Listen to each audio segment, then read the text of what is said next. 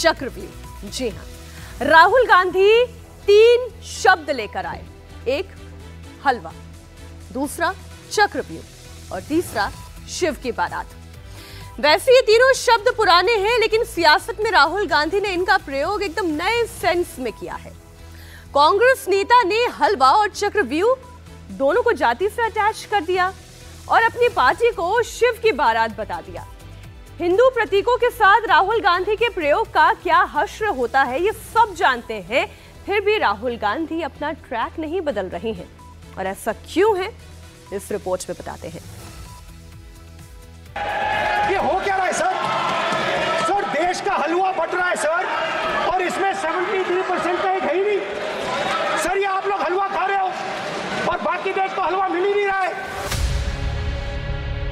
राहुल गांधी एक चक्रव्यूह रच रहे हैं। राहुल का चक्रव्यूह नरेंद्र मोदी के लिए है, हलवा तो फंसाने के लिए है। राहुल का चक्रव्यूह असल में जातियों वाला चक्रव्यूह है। मैं देख रहा हूं सर, सरकार हलवा बांटती जाती है, बांटती जाती है, बांटती जाती है, और बांटता कौन है? वही 2-3% लोग, और बंटता किसको है? वही 2-3% लोग। एक दूसरा चक्रव्यूह अखिलेश यादव भी बना रहे हैं। अखिलेश का चक्रव्यूह यूपी जीतने के लिए है। अखिलेश के चक्रव्यूह में भी जाति है।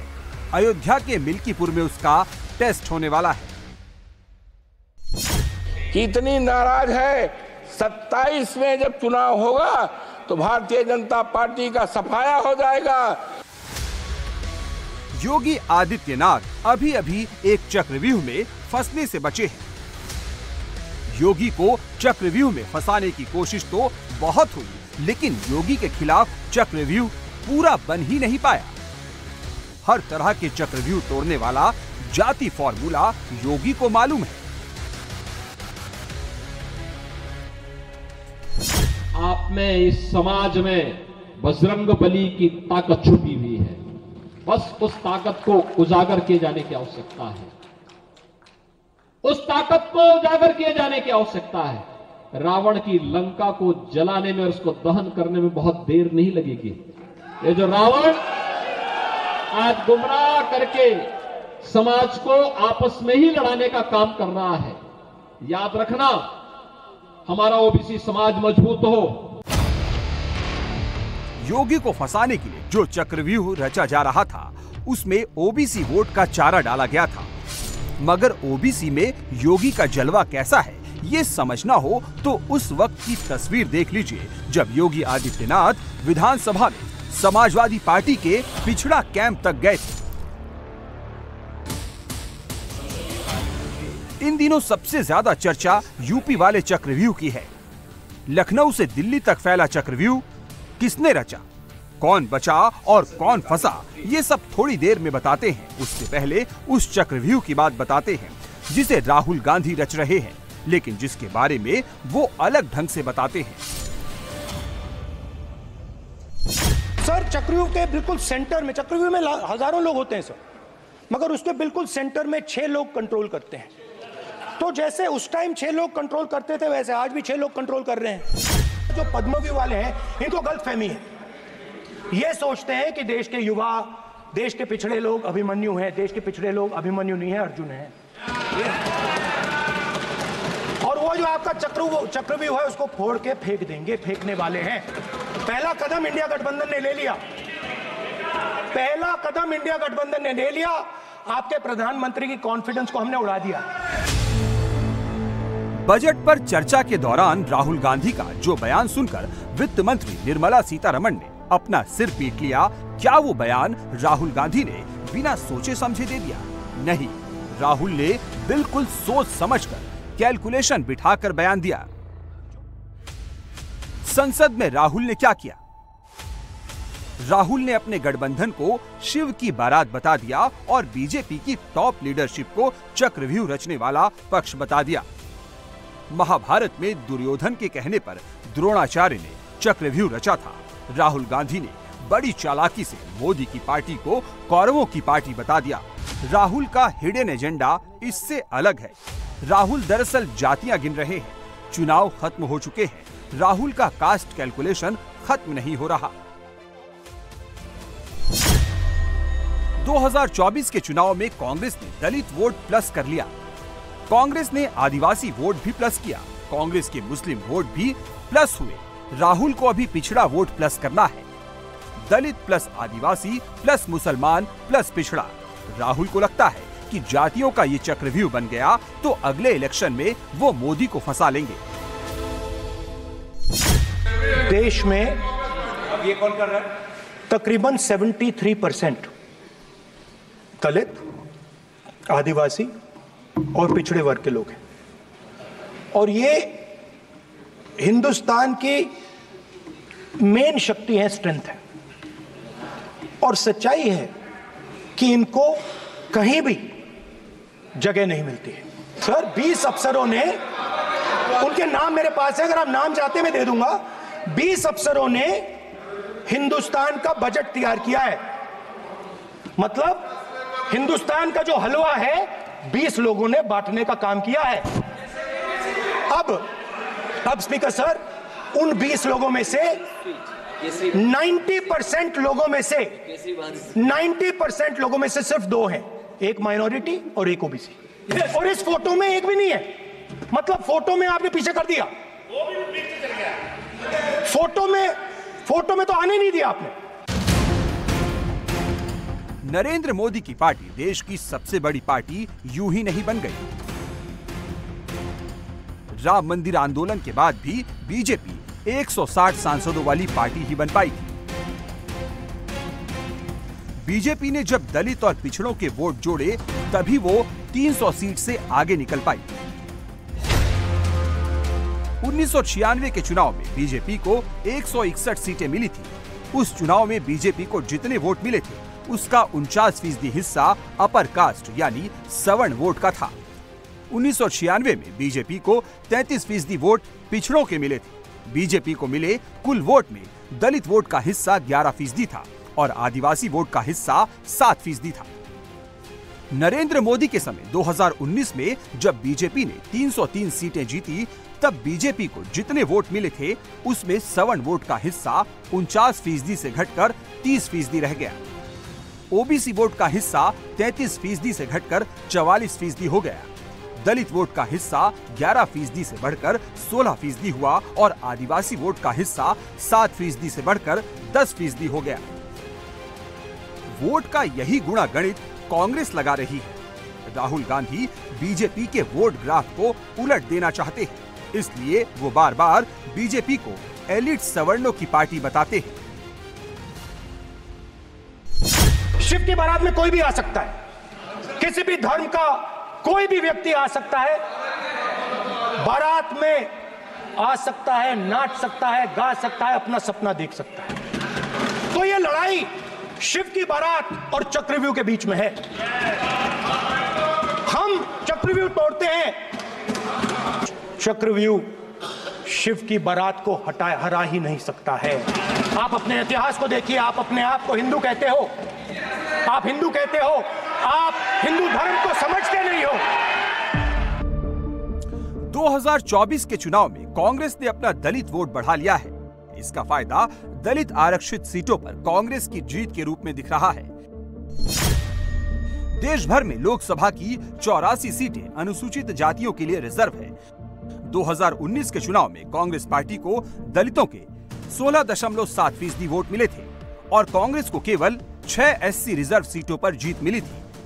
2024 के चुनाव में कांग्रेस ने दलितों के 20.8% वोट हासिल किए और एससी रिजर्व सीटों में से 20 सीटों पर कांग्रेस कैंडिडेट को जीत मिली।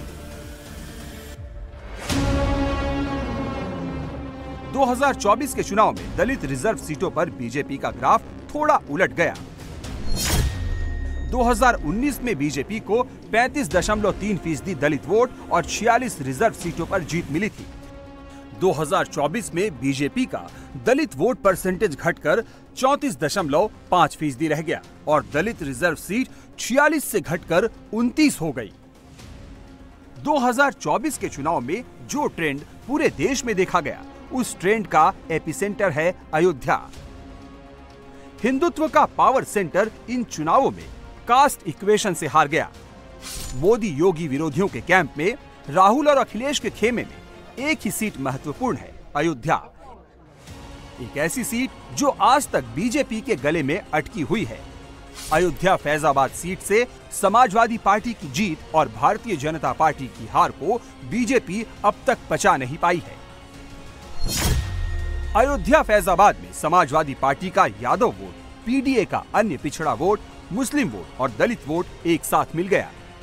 नतीजा ये हुआ कि दलित पासी समाज से आने वाले अवधेश प्रसाद पासी अयोध्या की सीट जीत गए और ठाकुर बिरादरी से आने वाले बीजेपी के लल्लू सिंह अयोध्या का चुनाव हार गए। अंतर रहा 54,567 वोटों का। अयोध्या की सीट अनरिजर्व सीट है। ऐसा कम ही होता है कि किसी अनरिजर्व सीट पर कोई दलित कैंडिडेट किसी सवर्ण कैंडिडेट या किसी अन्य वर्ग के कैंडिडेट को हरा दे। अयोध्या में इस बार ऐसा हो गया। अयोध्या में अखिलेश ने दलित प्रयोग किया था। उसी प्रयोग को समाजवादी पार्टी अब पूरे उत्तर प्रदेश में एक्सपेंड करना चाहती है और कांग्रेस इस प्रयोग को यूपी से आगे गुजरात तक ले जाने के सपने देख रही है। नरेंद्र मोदी और बीजेपी को गुजरात में जैसे हमने अयोध्या में हराया है, वैसे ही हम गुजरात में इनको हराने जा रहे हैं। अखिलेश यादव ने अयोध्या की सीट जीती तो अवधेश पासी को वो पार्लियामेंट में फ्रंट सीट पर बिठाने लगे। अवधेश पासी को अखिलेश नेशनल दलित आइकन बनाकर दिल्ली से मुंबई तक घुमाने लगे। मुंबई के मातोश्री बंगले में उद्धव ठाकरे के साथ अवधेश पासी की तस्वीरें आने लगी। उन्हीं अवधेश पासी के निर्वाचन क्षेत्र मिल्कीपुर में उपचुनाव होने वाले हैं। वैसे तो यूपी में 10 सीटों पर बाई इलेक्शन होंगे, लेकिन सबसे इम्पोर्टेंट सीट मिल्कीपुर ही है। अयोध्या के नाम को, अयोध्या के विकास को पूरी तरह से नकारा गया है। मानवर इसलिए कि मैं दलित जात का हूँ और सामान्य सीट से हमारे नेता अखिलेश यादव जी ने टिकट दिया था। मानवर हम कहना चाहते हैं इस आदरणीय सदन में कि इतनी नाराज है, 27 में जब चुनाव होगा तो भारतीय जनता पार्टी का सफाया हो जाएगा। अयोध्या का बदला मिल्कीपुर में लिया जाए, इसमें कोई चूक ना हो जाए, इसके लिए बीजेपी ने अपने सीएम और दोनों डिप्टी सीएम को एक मंच पर लाकर बिठा दिया। बीजेपी विधायक दल की बैठक में योगी, केशव मौर्य और ब्रजेश पाठक एक जगह दिखे। इस तस्वीर से ऐसा लगा जैसे यूपी का चक्रव्यूह पूरी तरह टूटकर बिखर गया है, लेकिन ये भ्रम जल्द ही टूट गया। बीजेपी ओबीसी मोर्चा की बैठक में योगी के पहुंचने से पहले ही केशव और पाठक निकल गए।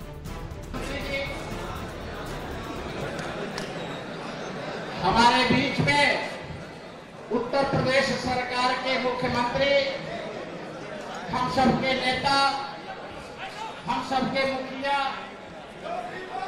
पूज्य योगी आदित्यनाथ जी महाराज हैं। बीजेपी ओबीसी मोर्चा की मीटिंग में योगी, केशव और पाठक तीनों को न्योता भेजा गया था। तीनों नेता आए भी, लेकिन एक साथ नहीं बैठ पाए।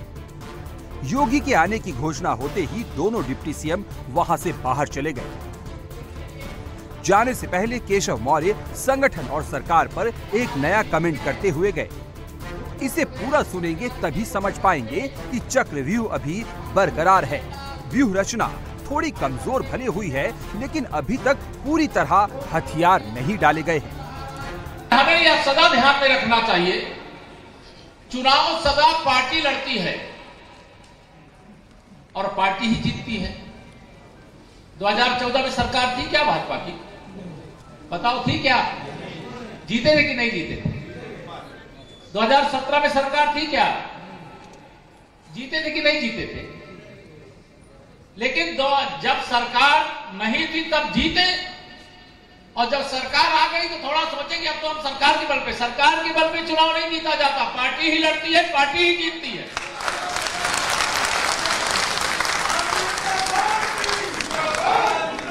इसलिए अब 2024 में जो चूक हुई उसको भूल करके 2027 में पार्टी की ऐतिहासिक विजय का 2017 का भी रिकॉर्ड तोड़ने का लक्ष्य लेकर के अपने अपने जिले में, अपने अपने विधानसभा क्षेत्रों में, अपने अपने कार्य क्षेत्रों में डट जाने का काम करिए। शाम होते होते केशव मौर्य ने यूपी पुलिस के डीजीपी, एसटीएफ चीफ और अन्य आला अधिकारियों की मीटिंग बुला ली और तस्वीरें सोशल मीडिया पर शेयर कर दी। केशव मौर्य के बयान से करीब करीब निश्चित हो गया है कि उपचुनाव का पूरा बोझ योगी आदित्यनाथ को अपने कंधों पर ही लेकर चलना है। योगी कामयाब हुए तो सब चरण वंदना करेंगे, योगी फेल हुए तो विरोधी फिर से नई व्यूह रचना करेंगे। देखिए, बड़बोले मंत्री हैं, उनके पास कोई काम तो है नहीं। ये केवल लखनऊ से दिल्ली, दिल्ली से लखनऊ और अपना विभाग में कुछ चला तो पा नहीं रहे। और मुख्यमंत्री ने खुद ही उनको झुंझुना पकड़ा दिया है, कोई काम के तो नहीं। हालात को योगी भी समझ रहे हैं। यूपी के मुख्यमंत्री को घेरने के लिए पिछड़ा वोट का फॉर्मूला बताया जा रहा था। योगी ने उसी पिछड़ा वोट को अपना सबसे बड़ा हथियार बनाया है। उत्तर प्रदेश में पिछले 6 वर्षों में हम लोग 7 वर्षों में हम लोगों ने 6.5 लाख भर्ती की है। और मैं कहता हूं दावे के साथ, इन भर्तियों में ओबीसी समाज की, साफ ओबीसी और एससी समाज की 60% भर्ती भी है, 60% से अधिक भर्ती हुई है। योगी सरकार ने नौकरी दे दी, पिछड़ा और दलित को नौकरी का हिसाब बता दिया। क्या पिछड़ा खुश हुआ? क्या दलित प्रसन्न हुआ? इसका टेस्ट मिल्कीपुर में होगा। मिल्कीपुर में 65,000 यादव, 60,000 पासी, 50,000 अन्य दलित, 50,000 ब्राह्मण, 35,000 मुस्लिम, 25,000 ठाकुर, 12,000 वैश्य, 15,000 चौरसिया वोटर हैं। जीतेगा वही जिसे पिछड़ा और दलित का वोट मिलेगा। अखिलेश यादव के लिए प्लस पॉइंट ये है कि मिल्कीपुर में यादव बहुत हैं। दूसरा प्लस पॉइंट ये है कि यूपी में दलितों का झुकाव अभी इंडिया गठबंधन की तरफ है। उत्तर प्रदेश में 24 के लोकसभा चुनाव में इंडिया गठबंधन को ओवरऑल 38% दलित वोट मिले। एनडीए गठबंधन को यूपी में ओवरऑल 26% दलित वोट मिले। यूपी के 32% दलित वोटर्स ने मायावती की बहुजन समाज पार्टी पर भरोसा किया। मिल्कीपुर में बीएसपी भी होगी। चंद्रशेखर आजाद रावण की पार्टी का भी कैंडिडेट होगा। वोट बटेगा तो खतरा अखिलेश यादव के कैंडिडेट को होगा। मिल्कीपुर में 2017 के विधानसभा चुनाव में बीजेपी के बाबा गोरखनाथ ने सपा के अवधेश प्रसाद पासी को 28,276 वोटों से हराया था। 2022 के यूपी चुनाव में अवधेश पासी ने बीजेपी के बाबा गोरखनाथ को 13,338 वोट से हराकर मिल्कीपुर सीट जीती थी। 2024 के लोकसभा चुनाव में अवधेश पासी को मिल्कीपुर विधानसभा क्षेत्र में केवल 7,733 वोट की लीड मिली।